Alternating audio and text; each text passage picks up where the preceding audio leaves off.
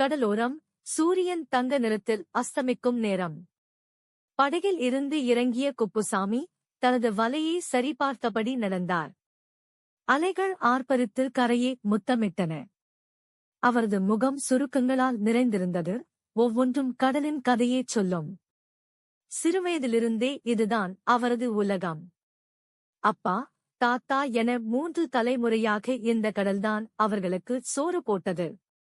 அவரது பேரன் அழகுவேல் இன்ஜினியரிங் படித்து வெளிநாட்டில் கப்பல் கட்டுமான நிறுவனத்தில் வேலை செய்கிறான். குப்புசாமிக்கு அவனைப் பற்றி பெருமை. ஆனால் அழகுவேலுக்கு குப்புசாமியின் வாழ்க்கை புதிராக இருந்தது. தாத்தா, நீங்க ஏன் இவ்வளவு கஷ்டப்படணும்? இந்த சின்ன படகுல போய் பெரிய மீன்களை எப்படி பிடிப்பீங்க? அலைகள் உங்களை எங்கேயும் தள்ளி விடாதா? வெளிநாட்டுல பாருங்க, எவ்ளோ பெரிய கப்பல்கள், நவீன கருவிகள்.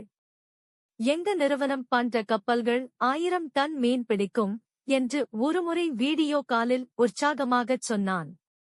குப்புசாமி மெதுவாகச் சிரித்தார். அழகுவேலு, நீ சொல்றது உண்மைதான். பெரிய கப்பல்கள் அதிகம் பிடிக்கும். ஆனா இந்த கடலோட மொழி உனக்குத் தெரியாது. அது என்ன சொல்லுது, எப்போ கோபப்படுதுன்னு எனக்குத் தெரியும். பெரிய கப்பல்கள் கடலை வெறும் வேலையா பாக்கும். ஆனா நாங்க அத வாழ்க்கையா பாக்குறோம். இங்க வெறும் மீன் இல்லடா, என் மனசும் இருக்கு என்றார்.